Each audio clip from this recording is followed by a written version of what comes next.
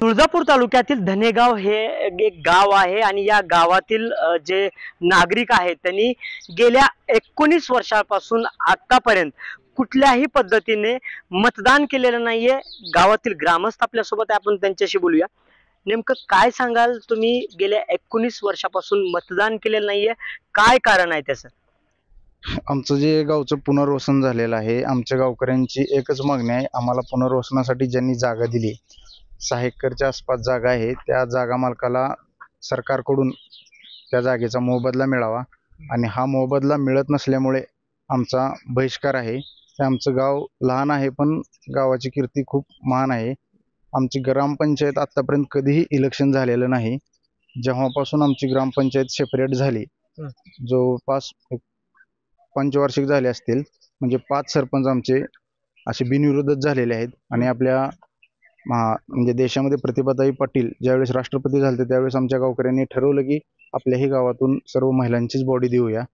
त्यावेळेस गावकऱ्यांच्या म्हणजे बैठकीमध्ये ठरलं, त्याप्रमाणे गावातील सर्व 7ला 7 महिला देऊन गावचा कारभार हा 5 वर्ष महिलांनी बघितला।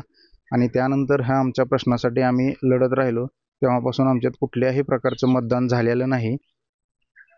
पंचायत समिती असो, जिल्हा परिषद असो, आमदारकी असो किंवा खासदारकी असो, आणि सध्या आमची ग्रामपंचायत पण प्रशासकीय आहे। यापूर्वी कधी मतदान केलं होतं तुम्ही आणि तुम्हाला कोणी आश्वासन दिलं होतं ते मतदान करायला? पाठीमागच्या वेळेस आमदारकीच्या वेळेस आपल्या तुळजापूर तालुक्याचे आमदार राणा जगदीशसिंह पाटील साहेब हे आमच्या गावामध्ये आले होते। मीटिंगमध्ये त्यांनी आम्हाला आश्वासन दिलं की तुमच्या गावचा प्रश्न आम्ही मार्गी लावू। मग त्यांच्या म्हणण्यानुसार गावकऱ्यांनी त्यांचं म्हणणं मान्य केलं आणि त्यावेळेस आम्ही मतदान केलं होतं। त्यानंतर ते आमच्या प्रश्नाकडे म्हणजे आमच्या प्रश्नाकडे त्यांनी दुर्लक्ष केलं किंवा आमचा प्रश्न मार्गी लागलेला नाही।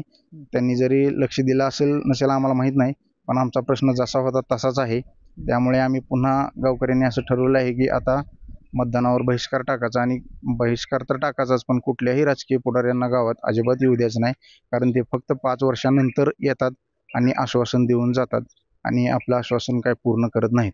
काय सांगाल मामा, आता लोकसभेची निवडणूक आली आहे, राजकीय नेते गावात येतील, तुमचा प्रश्न मिटलेला नाही असं तुम्ही म्हणताय, काय तुमची भूमिका असणार आहे? आता आमची भूमिका मतदानच होणार नाही ना।